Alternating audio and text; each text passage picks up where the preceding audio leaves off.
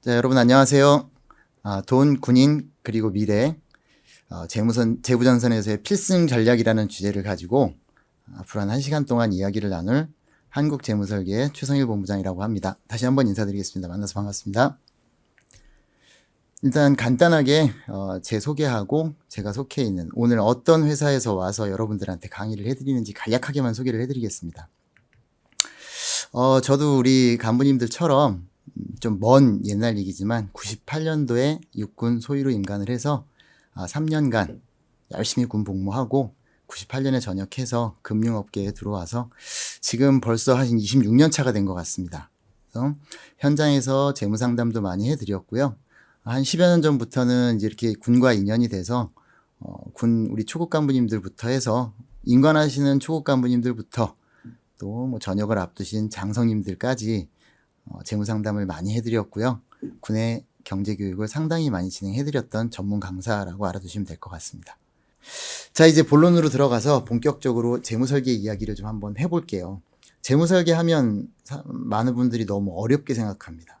저도 군생활 초급 간부 시절이 있었지만 한번 생각해보면 재무설계는 꿈도 못 꿨었고요. 뭐 이게 과연 내가 월급 얼마나 받는데 무슨 재무설계야, 이런 생각들을 많이 하시거든요.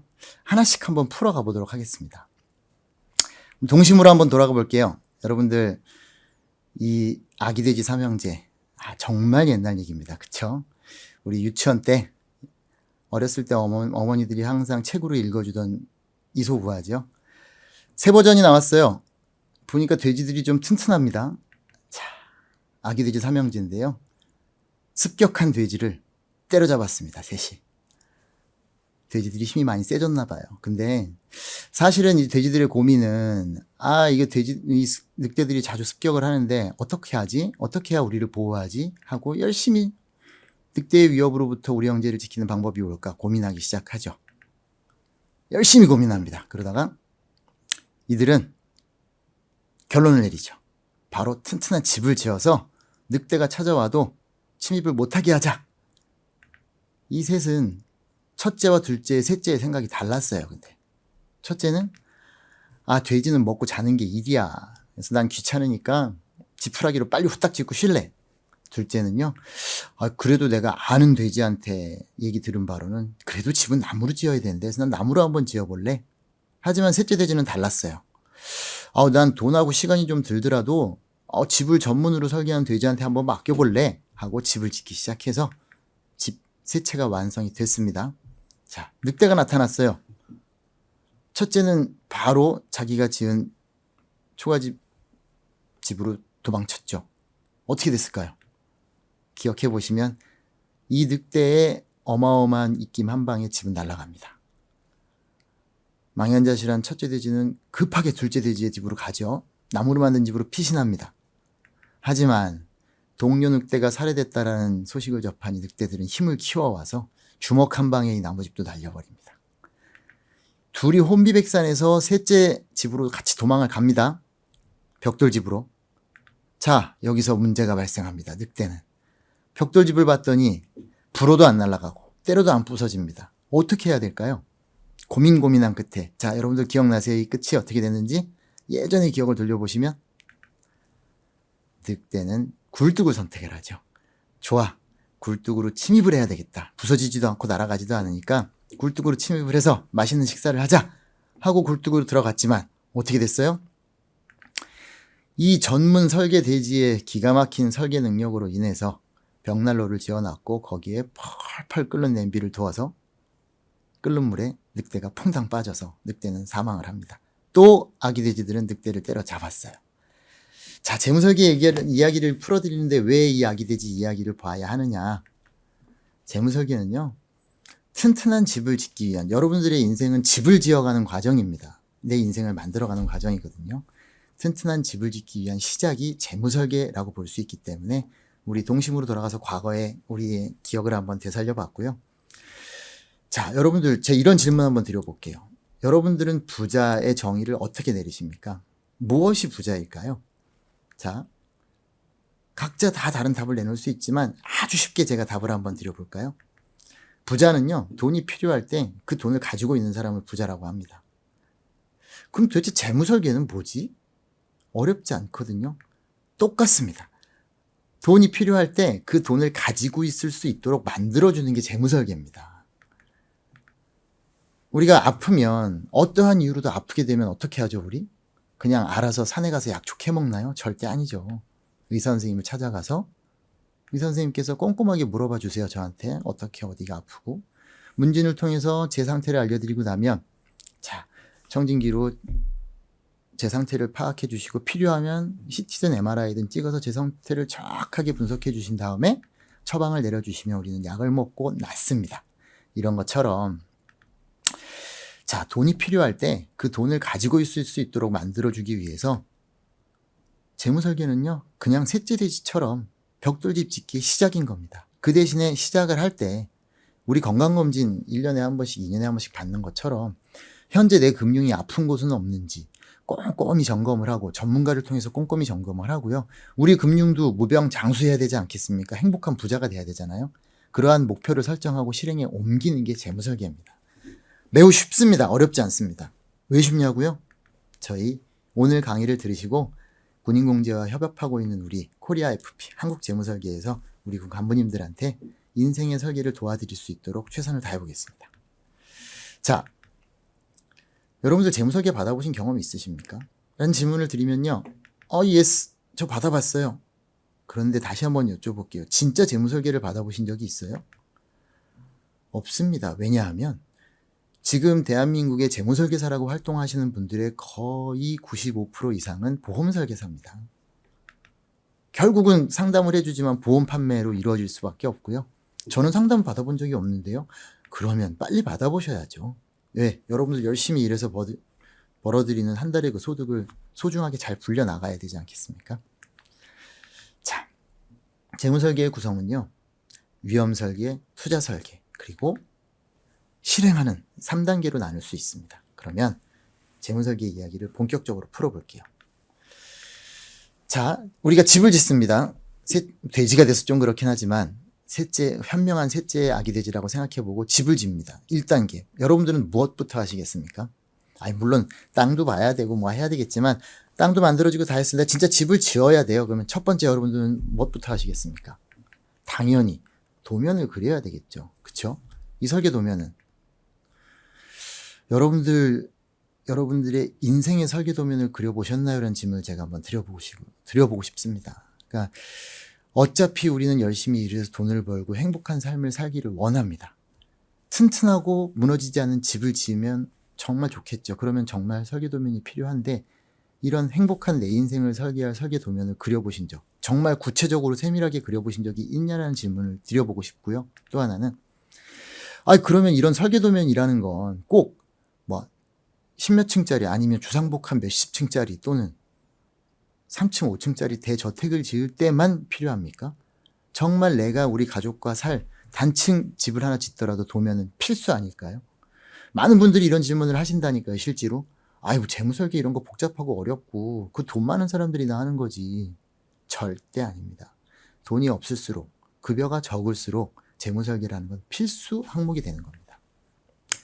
자, 아까 제가 재무설계의 구성은 위험설계, 투자설계, 실행으로 나뉘어진다고 했죠. 첫 번째 우리 위험설계에 대해서 한번 같이 보겠습니다. 자, 집지기의 2단계입니다. 어떻게 해요? 기초를 탄탄하게 쌓아야 되겠죠. 이 기초공사가 바로 위험설계입니다. 하지만 기초공사를 튼튼히 하겠다고 내 예산의 대부분을 거기 써버리면 예쁜 집이 올라갈 수 있을까요? 절대 안 되겠죠. 실사례를 한번 보여드릴게요.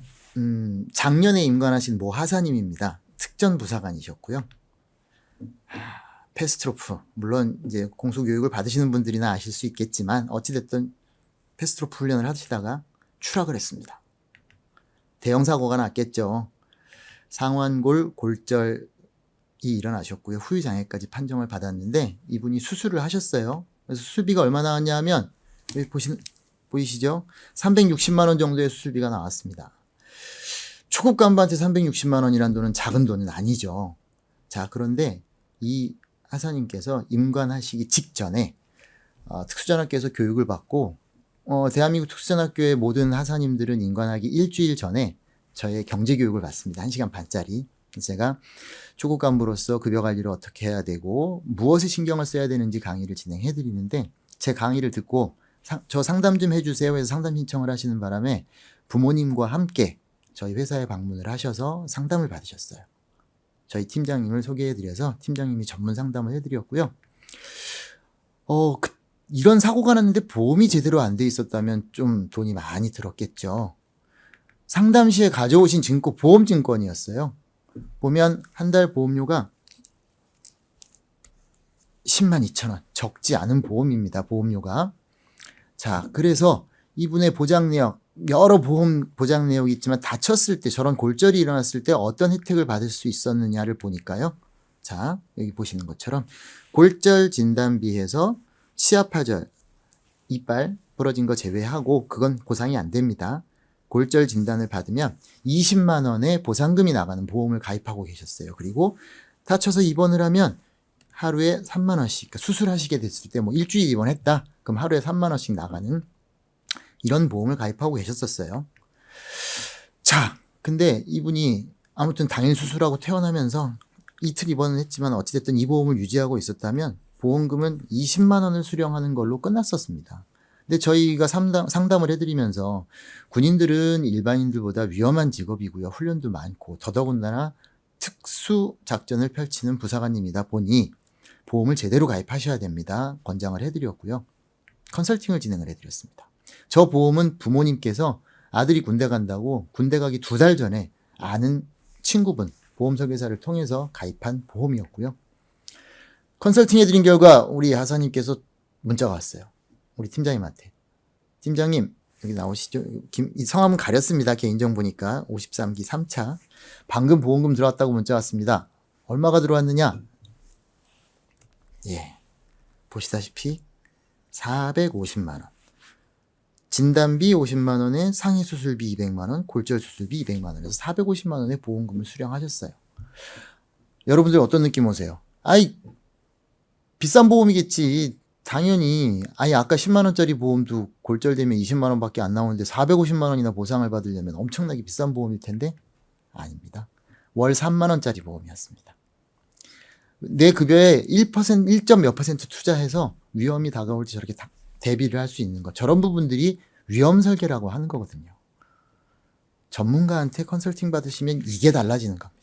보험사들에서 위험한 직종에 있는 사람들 잘 안 받아주거든요. 그러면 진짜 그런 보험들을 찾아서 내 직업에 맞는 저렴한 비용에 최대의 효과를 누릴 수 있는 이런 부분들이 중요하다는 겁니다.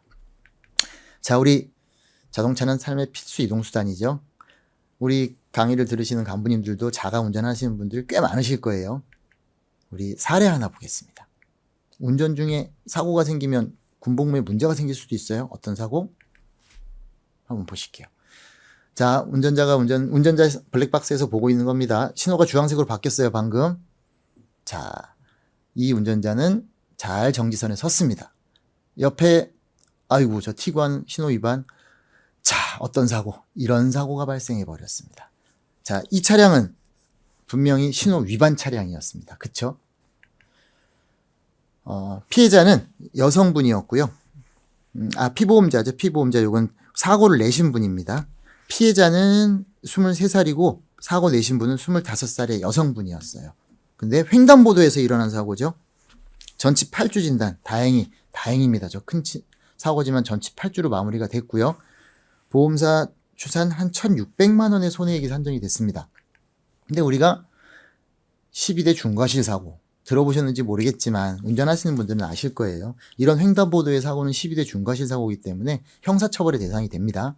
우리가 자동차 사고가 나면, 사고 발생을 하면 자동차 보험에서 민사적인 부분은 해결이 돼요. 다 상반과실이든 누가 과실 유무에 따라서 비율을 결정을 해서 보상이 됩니다. 하지만 저런 12대 중과실 사고에는 이제 형사처벌이 따르기 때문에 운전자 보험이 이 형사적인 책임을 해결해 주기 때문에 필수품으로 가지고 계셔야 하거든요. 자, 근데 이 중위님은 이분이 중이셨어요. 여군 중이었어요. 사고 당시에 경찰서에서 이제 조사받고 했는데 형사합의를 하라고 했는데 그 부분을 간과해버린 겁니다. 잘 몰라서 처음 난 사고라서 형사합의가 뭔지 모르고 시간이 지났더니 법원에서 통지서가 왔어요. 약식명령 통지서. 벌금 400만 원에 처한다. 자, 이분이 천만다행이라고 생각했어요. 사고 나기 9개월 전에 월 11,000원짜리 운전자 보험에 가입을 하셨던 겁니다. 그래서 여기에 보시면 자동차 사고 벌금 3천만 원, 실제 비용을 보상해주는 3천만 원 한도로 이런 보험에 가입돼 있어서 와 다행이다. 벌금은 여기서 해결이 되겠구나 했어요. 그랬는데 이 중위부는요 통역장교였고 장기 복무를 희망하고 있는데 벌금형 관련돼 가지고 선배 장교한테 인사 담당자한테 물어보니까 장기 안 될 수도 있고 돼도 진급에 문제가 될 수 있다라는 답변을 받았어요. 그래서 재빨리 변호사를 선임해서 대응을 해야 되겠다 했더니 변호사는 사고 내용을 보고 이건 고의도 아니었고 이 정도로 벌금형은 과하다. 이건 무죄 받을 수 있다 해서 적극적으로 변호를 해서 무죄를 받아냈습니다. 자, 그런데 여기서 또 재밌는 게 발생이 됐죠. 이 보험 내역에 자동차 사고 변호사 선임 비용해서 3천만 원 한도 내에서 실제 비용으로 또 보상을 해주는 담보가 들어있었습니다. 특약이. 해서 이 변호사를 선임해서 들어간 비용은 총 770만 원이었는데 납부가 됐어요. 이 보험에서. 자, 월 10,000원의 운전자 보험으로 변호사 선임해서 적극적으로 대처했다는 겁니다. 이게 나 자신을 지키는 방법이고요. 월 10,000원으로 여러분을 지키셔야 돼요. 저 운전자 보험 선전 나온 게 아닌 거 아시죠? 그게 아닌 운전하시는 분들은 필수라는 겁니다. 자, 보험은요. 위험 설계라는 것 자체는 재무 설계의 기본이고요. 골조를 다지는 기초기 때문에 아까 말씀드렸듯이 너무 많은 돈이 들어가도 절대 안 되고 꼭 필요한 부분입니다. 한 5가지 체크 포인트를 짧게만 말씀을 드릴게요. 보험 다 들어있으실 거예요. 내가 가입한 보험은 비싸지 않는지, 진짜 나는 급여 대비해서 내 보험이 적정 수준의 지출이 되고 있는 건지, 그리고 보장 금액이나 범위는 적당한 건지, 내 보험이 갱신형인가 아닌가, 군단체 실비보험이 있습니다. 도대체 이건 어떻게 운용을 해야 되지? 자, 제목만 봐서는 이해가 되시는 것도 있고 어려운 부분도 있는데 짧게 제가 체크 포인트를 바로 잡아드리겠습니다. 자, 지금 이달 기준으로 우리 소비자들이 가입할 수 있는 보험회사는 생명보험사 20개, 손해보험사 14개, 34개의 보험사가 있습니다. 보험사마다 각가지 보험 상품을 다 갖고 있어요. 자, 우리 마트에 가면 가격 비교 다 되죠. 요즘은 인터넷 쇼핑하시면서도 가격 비교 다 해서 사죠. 보험은 비교가 안 됩니다. 그러다 보니까 동일한 혜택을 가진 보험이라고 했을 때 가장 저렴한 보험사하고 가장 비싼 보험사의 보험료는 몇 퍼센트나 차이 날 것 같으세요? 여러분들 인터넷 쇼핑하면서 물건 살 때 비교해 볼 때 10%, 15%만 비싸도 엄청 비싸게 느껴집니다. 보험은요. 가장 싼 회사와 가장 비싼 회사의 차이가 40%나 납니다. 40%? 도대체 이게 감이 잘 안 옵니다. 보험은 납입기간이 있고 보장기간이 있어요. 납입기간은 보험료를 내는 기간, 보장기간은 보험 혜택을 받는 기간이에요. 그래서 통상 20년 납 100세 만기, 그러면 20년 동안 보험료를 내고 그 돈을 묻어두고 보험사에서 보장해주기로 한 보장 내용을 내가 100살 될 때까지 계속 보장을 받는 게 보험입니다. 자, 대한민국 사망원인 1위가 뭘까요? 제가 오프라인에서 수많은 강의를 했지만, 수백 회 강의를 했지만 우리 간부님들 사망원인 1위 그러면 뭐라 그러실까요? 여러분들 뭐라고 하실래요? 대부분 참 재밌는 얘기들이 많이 나오지만 자살, 이런 우울한 얘기가 엄청 많이 나옵니다. 그럼 제가 바로 관심을 가져야 돼요. 우리 간신 간부님이라고 얘기하는데요. 사실 대한민국 사망원인 1위는 암입니다. 아시다시피. 만약에 25세 남자 기준으로 해서 암 진단 시 1억 원이 나오는 보험에 가입한다면 가장 저렴한 회사는 월 6만 원, 가장 비싼 회사는 월 10만 원입니다. 보험료 차이가 꽤 많이 나죠. 40%니까. 4만 원, 아무것도 아닌 거? 이 납입 기간을 보셨죠? 20년 납입니다. 20년 납이라고 하면 월 4만 원씩 1년 48만 원에 곱하기 20년을 하면요 960만 원입니다. 여러분들이 물건을 구입하시는데 960만 원, 똑같은 물건인데 960만 원 더 주고 물건 샀다라고 구입했다라고 하면 그 옆에 동료가 그랬어요. 그럼 뭐라고 얘기하시겠습니까? 이런 XX 하시겠죠. 이 멍충이 하시겠죠. 여러분들 보험이 그런 보험일 수 있어요. 자, 두 번째 체크 포인트. 급여 대비 적당한 보험료를 내고 있나? 지금 수강하시는 우리 간부님들이 뭐 주로 미혼이 많으실 것 같긴 해요. 한데, 미혼 간부님들은 혼자기 때문에 내 급여의 10%를 넘어가면 절대 안 됩니다. 더더군다나 초급 간부님일수록 5에서 7% 정도의 보험료 산정이 적당하고요. 10%는 절대 넘어가시면 안 됩니다. 하지만 결혼을 하시면 가족이 생기고 남편이 생기고 와이프가 생기고 자녀가 생기게 되면 월 소득의 그래도 15% 이내에서 보험은 혹시 몰라서 가입하는 겁니다. 혹시 몰라서. 불확실한 사건에 대한 대비를 하는 거지 확실히 다가올 미래에 대한 대비라는 건 아닙니다. 그렇기 때문에 너무 많은 지출은 가정 경제를 망치는 길이 되거든요.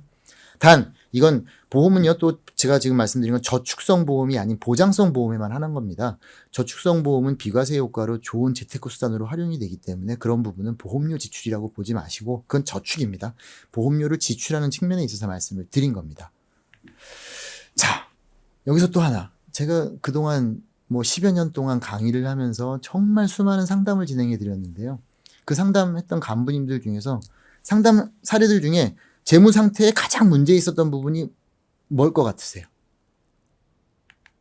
이 보험 설계, 보험 부분이었습니다. 대부분 초급 간부님들은 부모님이 알아서 해주신 보험들, 기혼 간부님들은 가족이 알아서 들은 거, 친구한테, 선배한테 보험은 들어놓고 알아서 매월 보험료 빠져나가는데 과연 내가 보험에 신경 쓸 때는 언제일까? 여러분들 내 보험이 어떻게 돼 있나 언제 신경 쓰실 것 같아요? 그렇죠. 병원에 갔을 때. 가서 내가 뭔가의 진단을 받았을 때, 뭔가의 부상을 입었을 때, 내 보험 어떻게 돼 있지? 그때 가서 보시면요, 내 보험이 잘못돼 있다 하더라도 수선을 할 수가 없습니다. 아픈 상태고 다친 상태이기 때문에. 그래서 오늘 강의를 들으셨다면 보험 증서를 한번 꼭 열어서 제가 지금 체크해드린 체크 포인트를 꼭 체크해 보시고, 힘들어! 저희한테 SOS 하시면, 마지막에 알려드릴 테니까 SOS 하시면 저희가 다 분석해서 저 5가지 측면에 있어서 지금 우리 간부님들한테 정말 올바른 보험인지 체크를 해드리겠습니다. 자, 뒷부분은 좀 빨리 스킵을 하겠습니다. 성인들이 잘 걸리는 3대 질병은요, 대한민국 3대 질병은 암, 심장질환, 뇌질환입니다. 근데 보시면 간암 치료비 6,600만 원이나 들어가고요. 심장질환 와서 치료하게 되면 평균 4,400만 원, 뇌질환도 3,000만 원이 들어가요. 그러니까 진단비가 잘 돼 있어야 되거든요. 근데 증서를 딱 열어보시면 여러분들 특이하게 이렇게 나와 있습니다. 뇌출혈 진단비. 뇌출혈은요, 전체 뇌질환 중에 9%밖에 해당이 되지 않는데 내 증권에 뇌출혈 진단 시 2천만 원 드립니다. 그러면 나머지 뇌졸중과 뇌혈관 질환은 한 푼도 보장을 받지 못해요. 심장질환 똑같습니다. 급성심근경색 진단 시 1,000만 원 그렇게 써 있으면요, 얘 또한 9.4%밖에 해당되지 않아요. 전체 심장질환에.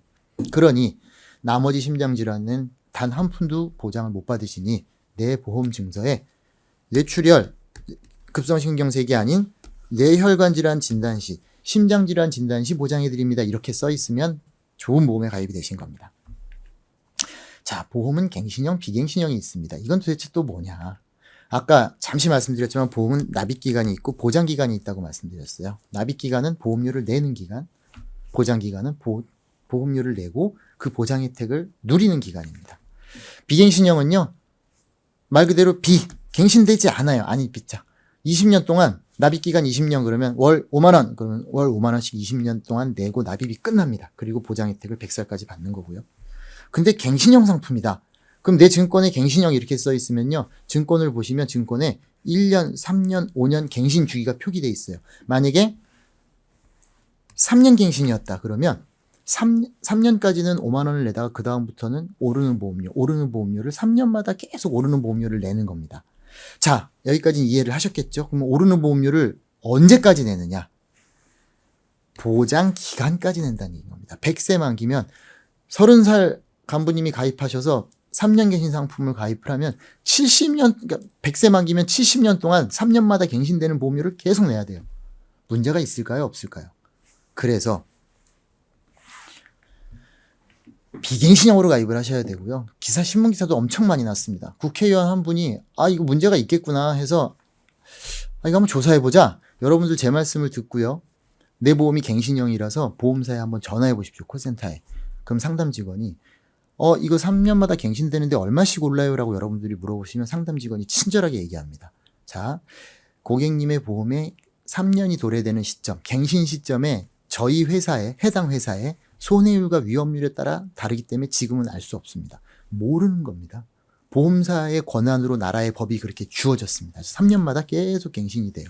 그럼 여러분들이 물건을 할부로 샀는데 30살에 물건을 샀는데 70년 할부에다가 3년마다 할부금이 오른다는데 얼마가 오르는지를 모른대요. 말이 됩니까? 안 됩니까? 안 됩니다. 그래서 국회의원 한 분이 보험회사 하나 찝어서 월 15,000원짜리 보험, 3년마다 갱신되는 보험이 그 시점에서의 위험률과 손해율로 계산하면 얼마나 갱신됩니까? 시뮬레이션 해봅시다 했더니 한 번 갱신, 두 번 갱신 쭉 해서 갱신 쭉 돼서 14번 갱신되면 82세 되면 월 166만 원이 되는 겁니다. 보장 혜택은 똑같은데 15,000원짜리가 160만 원이 돼요. 내 보험이 이런 보험이라면 문제 있지 않겠습니까? 여러분들 보험 꼭 보셔야 됩니다. 단 실손의료비 보험은 대한민국의 모든 보험이 다 갱신형이기 때문에 비갱신형 보험은 없으니까 할 수 없이 갱신형 보험을 드셔야 되는데 입원비, 수술비, 진단비 이런 굵직굵직한 돈이 나오는 보험들은 비갱신형 보험이 아직도 많이 있기 때문에 비갱신형 보험을 가입하셔야 돼요. 금융감독원에서도요. 갱신형 보험 시에 보험료 크게 오를 수 있다. 주의 내린 상황입니다. 해서 이게 일반 간부님들 보험 증서인데요. 예를 하나 들어봤는데 여기 보시면 보험료가 자, 한 달에 52,200원 나오는데 12,600원은 비갱신형이고 38,000원이 갱신형인 겁니다. 3년 갱신 여기 써 있는 거 보이시죠? 언제까지? 요건 100살까지. 이렇게 80세 돼 있는 건 80살까지. 특약별로 보험료가 다르게 부과돼서 저 돈들은 이 38,000원은 80에서 100세까지 내란 얘기니까 내 보험이 이런 게 아닌가 꼭 확인해 보시길 바라겠습니다. 자, 마지막 군단체 보험. 의외로 여러분들 군단체 보험 어떻게 되어 있는지 잘 모르세요. 군단체 보험은 군에서 여러분들 3개월마다 나오는 공무원 복지 포인트에서 포인트로 보험료가 차감돼서 납부가 되고 있고요. 정액형 보험과 실손보험으로 나뉘어져 있습니다. 정액형 보험은 사망보험금과 암진단금, 뇌심장질환진단금, 그건 아까 보셨던 급성심근경색 뇌출혈 시, 그리고 암진단 시에 1,000만 원씩 나오게 돼 있고요. 사망보험금이 1억 원 나오게 돼 있습니다. 그리고 입원하면 입원 일당 하루에 2만 원씩 나오게 돼 있는 정액형 보장이 있고요. 지금 요 글씨가 좀 작아서 안 보이는데 여기 나와 있지만 군단체 보험에 실손보험도 같이 들어 있습니다. 그래서 많은 분들이 문의하세요. 군단체 보험 실손보험이 유리합니까? 민간보험 가입하는 게 유리합니까? 100% 군단체 보험이 유리합니다. 왜? 1번 매우 싸요. 정말 쌉니다. 3개월에 한 번씩 내는데 매우 쌉니다. 밖에보험에 50%밖에 안 해요. 자, 그런데 의외로 밖에보험, 분단체 보험에 실손보험도 가입돼 있고 일반 회사에 실손보험이 가입되어 있는 분들도 꽤 많습니다.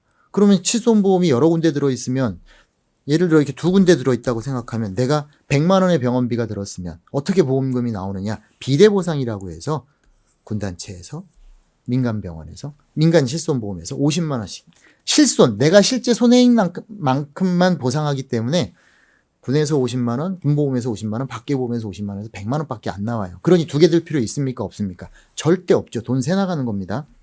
근데 중복가입 낸 사례가 많아요. 그럼 중복가입 됐으면 어떻게 해요? 예, 여러분들 복지 포털 imnd.or.kr에 들어가시면 맞춤형 복지의 이 군단체 보험에 중복 제외 신청이라는 게 있습니다. 여기 들어가면 여기에 가입 여부 조회해서 너무 쉬워요. 다 체크해서 조회하시면 됩니다. 빼시면 돼요.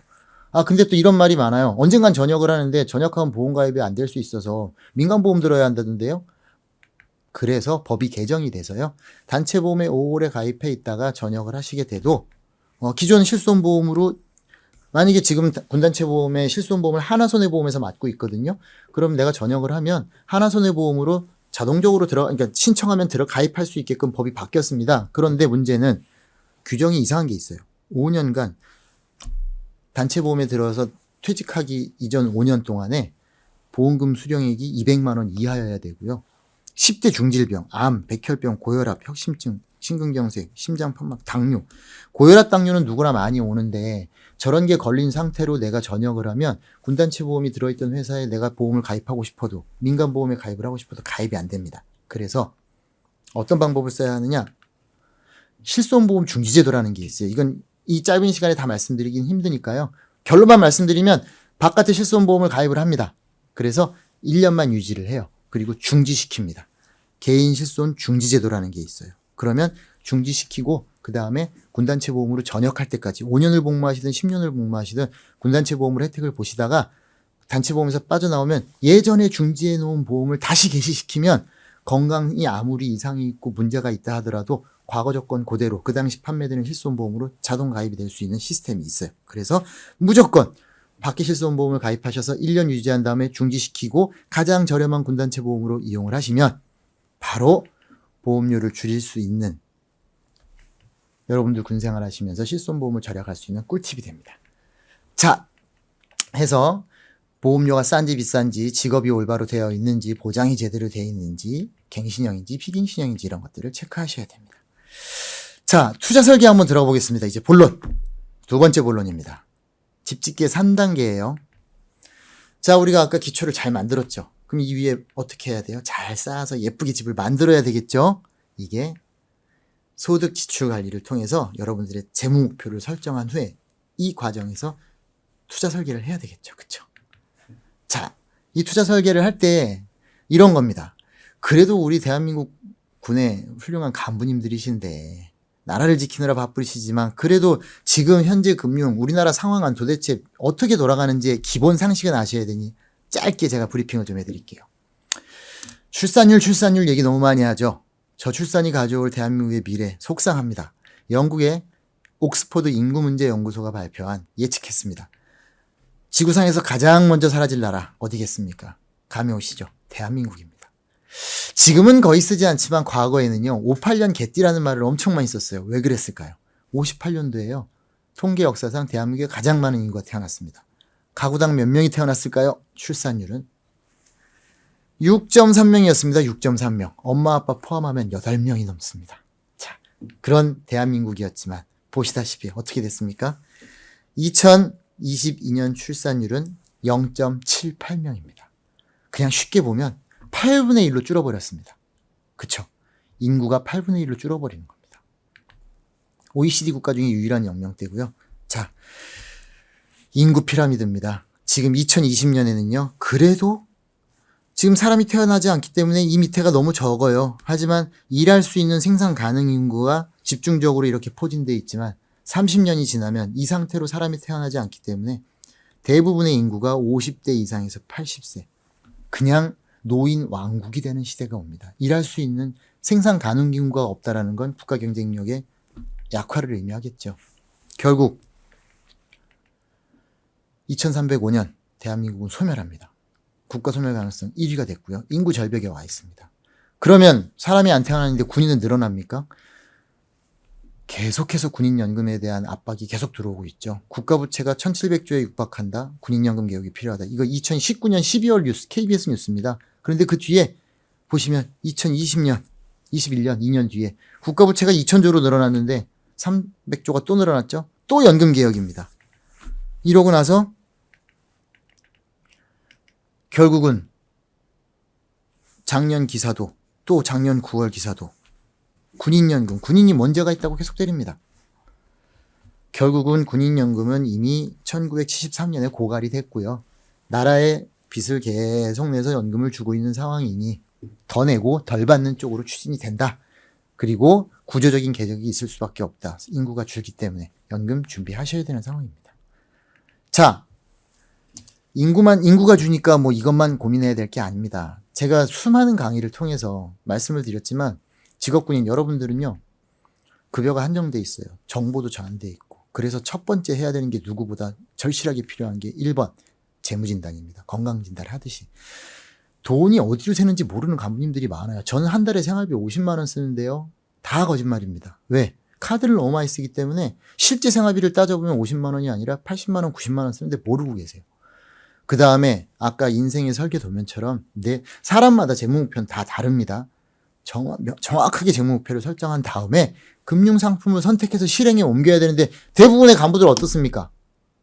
누가 군인이니까 군인공제 주니까 하래. 군간부조금 좋으니까 해야지. 누가 해야지. 뭐 주식 투자한테 나도 해야지. 그러니까 맨날 힘든 상황이 오는 겁니다. 간부들의 가장 많은 고민들이 저한테 그런 말씀을 많이 하세요. 난 이렇게 열심히 적금을 했는데 왜 돈이 안 모입니까? 이건 하사님도 장군님들도 똑같아요. 자, 우리 재무설계할 때 소비성 저축이라는 얘기를 하는데요. 대한민국은 예전에 금리가 엄청 높았기 때문에 은행에만 적금하면 됐어서 단기로 부모님 세대, 할머님, 할아버님 세대들이 빨리 적금해서 목돈 만지고 빨리 적금해서 목돈 만지고 이런 기본적인 사양들이 있다 보니까 군간부 적금도 3년이 최장 기간이잖아요. 가장 금리 높은 군간부 적금도. 그러니까 단기 적금들을 많이 해요. 만기 되면 찾아서 다시 재테크를 해야 되는데 만기 되면 꼭 무슨 일이 생기지 않습니까? 강의에 제가 이런 말씀하면 격하게 공감하세요. 특히 기혼 간부님들. 적금 만기돼서 이번에는 꼭 어디다 투자를 해야지 생각했는데 만기될 때 되면 꼭 집안에 일이 생깁니다. 우리 집이든 가족의 집안이든 어딘가에서 일이 생겨서 꼭 돈들이 새 나가요. 해서 돈은 장기적으로 모아야만 잘 모을 수 있습니다. 자, 투자의 전성시대입니다. 자, 우리 금융기관별로 한 번씩 볼게요. 은행. 여기서 또 재밌는 공부 하나 시켜드리고 가죠. 금융시장의 트렌드를 한번 볼게요. 자, 강의 가서 제가 이 질문을 많이 드립니다. 이 8815, 이 숫자의 의미가 뭘까요? 자, 여러분들, 이거 보고 바로 맞추시는 분들, 진짜 제가 개인 연락처 공유해드리고 싶네요. 단 한 분도 없었습니다. 왜? 어려워요. 앞에 88은 연도입니다. 그럼 요 정도 체크하시면, 알려드리면, 힌트 드리면 답이 나올까요? 88년의 금리가 15%였다는 겁니다. 자, 똑같은 퀴즈 하나 낼까요? 얘는 뭘까요, 그러면? 당연히. 79년도 금리는 33%라는 얘기거든요. 자, 응팔. 뭐, 한 번쯤은 다 보셨을 겁니다. 응답하라 1988에 성동일 씨가 은행원이었죠. 대사 중에서 이자가 쪼까 떨어져서 15%밖에 안 하지만 그래도 따박따박 이자 나오는 은행이 최고다. 이런 얘기가 있었죠. 자, 79년도 전단지입니다. 자, 올드해 보이시죠? 진짜 옛날 분입니다. 자, 옛날에 한일은행, 지금은 우리은행이에요. 합병돼서. 목돈 마련 저축이 이자 얼마입니까? 33%를 줬습니다. 33%. 대단하죠. 33%. 제가 신문 기사를 하나 가져왔습니다. 1980년 1월 14일 신문. 여기 뭐라고 나옵니까? 3년 맡기면 1년에 33.5%, 5년 맡기면 1년에 36.5%를 주는 시대가 있었어요. 1980년 1월 예금금리는요, 36.5%였다니까요. 자, 대한민국은요, 전 세계는 각국에서 기준금리라는 걸 발표합니다. 우리나라는 한국은행이죠. 한국은행은 은행의 은행입니다. 일반인들이 이용하지 않는. 한국은행에서 한두 달에 한 번씩 금융통화위원회를 열어서 기준이 되는 금리를 발표하죠. 그 금리는 예금, 적금, 대출, 우리들 일상생활에 기준이 되는, 우리 줄 쓸 때 기준하는 그 기준 금리를 발표해 줍니다. 퀴즈. 2023년 10월 대한민국의 기준금리는 몇 프로일까요? 자, 여기서 바로 몇 프로입니다 하고 대답하실 수 있는 분들은 이미 재무 EQ가 엄청나게 높으신 분들입니다. 몇 프로일까요? 3.5%입니다. 10분의 1로 줄었죠? 10분의 1로. 그런데 그나마 우리 군 간부들을 위한 군간부 적금, 현재 신한은행이 3년에 6%입니다. 물론 기본금리는 2.5%지만 급여통장 만들고 주택청약하고 뭐 하면 6%까지 줍니다. 그 다음에 국민은행 5.6% 주고요. 농협도 6.8%지만 농협은 조건이 좀 많습니다. 해서 대부분 신한은행이나 국민은행을 많이 추천해 드리는데요. 군 간부님이신데, 군무원이신데, 야, 군간부 적금을 안 한다? 이거 말도 안 됩니다. 이건 자기 권리를 포기하는 거기 때문에 무조건 하셔야 돼요. 자, 청년도약계좌 얼마 전에 나왔죠? 관심 많이 가지시고 하신 분들 많을 건데요. 원래 이 대통령께서 당선되시기 전에 공약은 10년에 1억 만들어주기였습니다. 아시는지 모르겠습니다. 그래서 2,400만 원 이하는 40만 원 적금을 하면 월 30만 원을 나라가 보조해주는 파격적인 공약을 내셨어요. 하나 시뮬레이션을 해보니 이건 재정이 따라올 수가 없습니다. 해서 지금 소득 구간별로 보조 금액이 24,000원 이런 식으로 대폭 축소가 됐고요. 3년 고정금리, 2년 변동금리. 과연 직업군인에게 적합한지 결론만 말씀을 드리면요. 5년 동안 계산해 보니까 19% 정도의 수익률이 나더라고요. 그런데 저것도 확정이 아닙니다. 왜? 3년 확정금리, 2년 변동금리이기 때문에 3년만 6%를 주고 2년 뒤에는 4를 줘도 3을 줘도 최저 보증해 주는 게 없기 때문에 19%를 줬을 때 연 3.8이니까요. 이거 군간부 적금 하시면 굳이 또 할 필요 있나라는 생각은, 개인적인 생각은 듭니다. 자, 군인공제 잠깐만 볼게요. 설명할 필요 없죠. 다 아시니까. 현존하는 금융권 최고 금리입니다. 4.7% 연복리 주고 있고요. 400구자까지 가능하죠. 84년에 만들어져서 그 당시 금리는 13%였습니다. 평균. 자, 쭉 하락해 오다가 코로나 이후부터 조금씩 금리가 상승하기 시작했어요. 전체 금리가 다 올라갔으니까. 자, 군인공제회 7년 연속 흑자 달성, 자본금이 점점 늘어나고 있습니다. 근데 제가 이거 오해하시면 안 돼요. 군인공제를 폄하하고자 드리는 말씀이 아니라 여긴 재밌는 사실이 있죠. 군생활 좀 오래 하신 분들 예전에는요 159자까지밖에 가입이 안 됐어요. 근데 200구자, 300구자, 400구자로 늘리면서 금리가 올라가니까 회원들이 엄청나게 많이 늘어나면서 자본 잉여금이 많이 늘어났다. 이렇게 보시면 되고요. 관련 기사들 보면 코로나 속에서도 팬데믹 속에 역대 최대 흑자도 달성했고요. 14조도 돌파했고. 근데 재밌는 사실 하나 보면 다 국방일보에서 나온 기사입니다. 그쵸? 군인공제 운영은 어디서 할까요? 국방부에서 합니다. 자기 식구인데 엄청 홍보해 줘야죠. 잘하고 있습니다. 하지만 민간 기사들도 좀 찾아보시고 아셔야 될 건 군인공제는 4.7% 단일금리를 주지만 그건 확정금리가 아니라 변동인 겁니다. 지금 4.7인데 향후에 이제 금리가 떨어져서 그동안은 저금리 추세로 왔었기 때문에 예전처럼 뭐 기준금리가 0.5%까지 떨어진다면 군인공제 금리가 뭐 3%로 떨어졌어. 그럼 내 들어있는 금리도 3% 적용을 받고 내가 내는 돈도 3% 적용을 받는 거지 이게 확정금리는 아니다 하기 때문에 여러분들은 예전에 아무것도 모를 때는 그냥 군인공제만 다 하면 됐습니다. 하지만 이제는 현명한 여러분들은 좋은 상담들, 재무 전문가들의 조언들을 통해서 자산 배분을 잘 하시면서 금리 하락도 대비하셨으면 좋겠습니다. 자, 부동산 짧게 보겠습니다. 아주. 부동산 얘기할 때 여러분들 집이 네 채고 살 사람이 이렇게 많아요. 그러면 집값이 오르겠습니까? 떨어지겠습니까? 상식적으로 집이 없는데 집값이 올라가겠죠. 근데 반대로 집이 이렇게 많은데 살 사람이 없어요. 그럼 집값은 오르겠습니까? 떨어지겠습니까? 당연히 떨어지겠죠. 그쵸? 수요와 공급의 법칙입니다. 사람이 태어납니까? 안 태어납니까? 자, 온갖 유튜브 다 제끼고 저는 부동산 전문가 아닙니다. 단 사람이 태어나지 않는데 집값이 끊임없이 올라가리란 착각은 안 하시는 게 좋다는 겁니다. 지금도 여러분들 밖에 나가보시면 아파트 계속 짓고 있습니까? 안 짓고 있습니까? 짓고 있습니다. 해서 이미 아파트 매매값들은 다 꺾였고요. 인플레이션 강남불패 옛말입니다. 자, 일본 예를 들어보겠습니다. 부동산 버블 얘기 많죠? 1982년에 일본의 부동산 3대 도시, 일본, 도쿄, 나고야, 오사카의 3대 도시의 주택지수를 100으로 놨을 때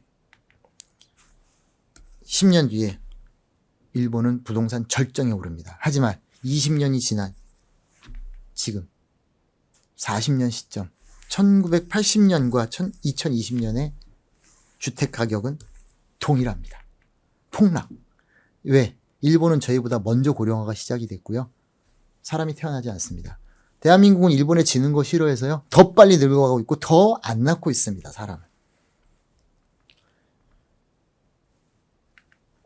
자, 부동산 올바로 하나 제가 인식을 좀 시켜드릴게요. 여러분들 5억 아파트를 구입했습니다. 지금 5억 만들기도 쉽지 않지만 대출 받아야지 어떻게 하겠습니까? 그래서 10년 뒤에 10억이 됐어요. 자, 투자 수익률이 도대체 어떻게 됩니까? 2배 됐으니까 100% 수익이 났습니다. 근데 3억 대출을 받았어요. 자, 100% 수익률이 났으니까 1년에 10%씩 났네요. 어렵지 않죠? 산수. 자, 대출 3억 원, 10년 뒤 10억. 여러분들 72법칙이라고 들어보신 분도 있을 거예요. 하나, 72법칙은 복리마술의 법칙이고요. 아인슈타인이 얘기했죠. 72 밑에 이자율로 나누면 내 돈이 2배 되는 시간입니다. 무슨 얘기냐? 연간 이자율이 7.2%면 7.2분의 72 하면 몇이에요? 10이죠. 10년 뒤면 내 자산이 2배 되는 복리법칙의 계산 방식이거든요.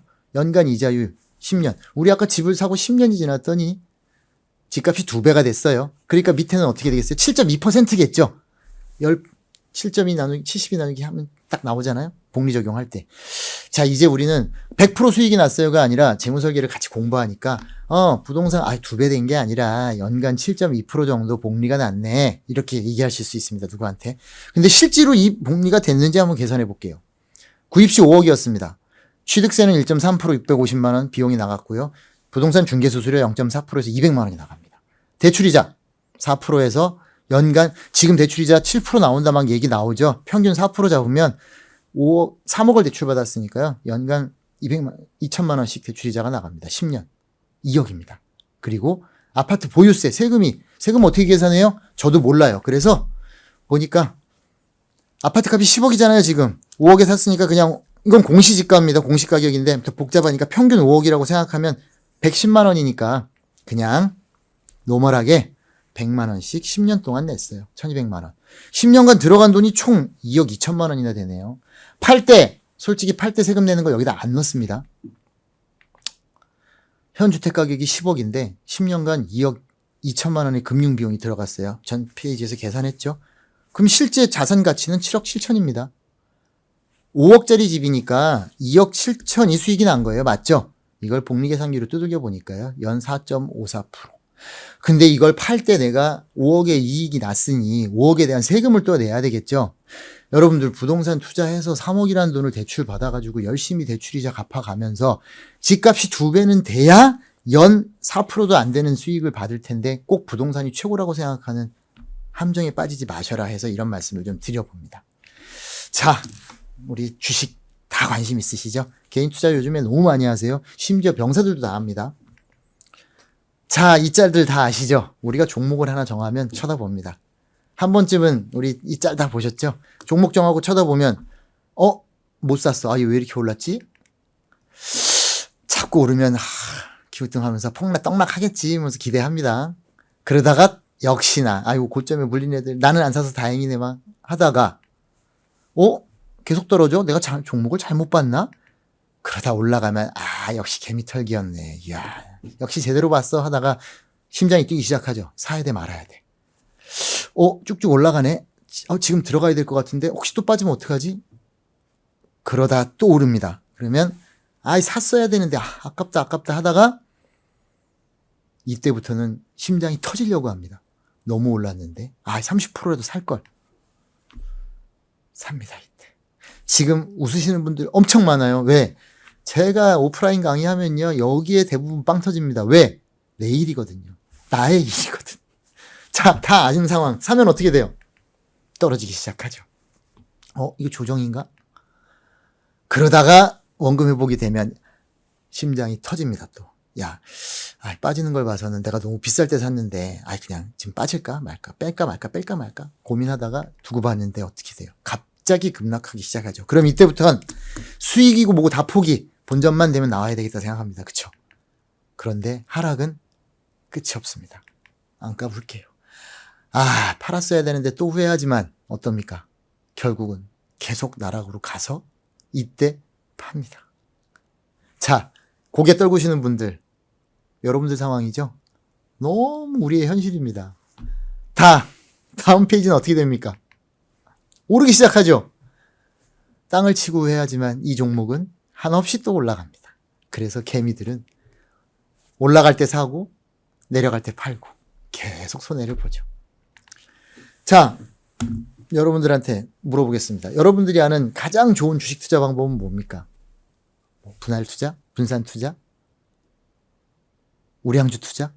좋은 말씀들 많이 하세요. 자, 오늘 제 강의를 들어주시니까 제가 큰 선물을 하나 드리겠습니다. 그 어디서도 들어보지 못했던 주식 투자 최고의 비법 공개해 드리겠습니다. 할까요 말까요? 해드릴까요? 그 어디서도 들어보지 못했던 비법 공개하겠습니다. 왜 안 나오나 궁금하시죠? 뜸들여야죠. 기도입니다. 자, 여러분들 주식 사놓고 아침에 새벽에 일어나자마자 정한수 떠놓고 주식신한테 열심히 기도하신 적 있습니까? 없죠? 여러분들의 종목이 안 오르는 건 기도빨이 부족한 거일 뿐입니다. 저도 주식 못해요. 밤새 뉴스를 볼 수도 없고요.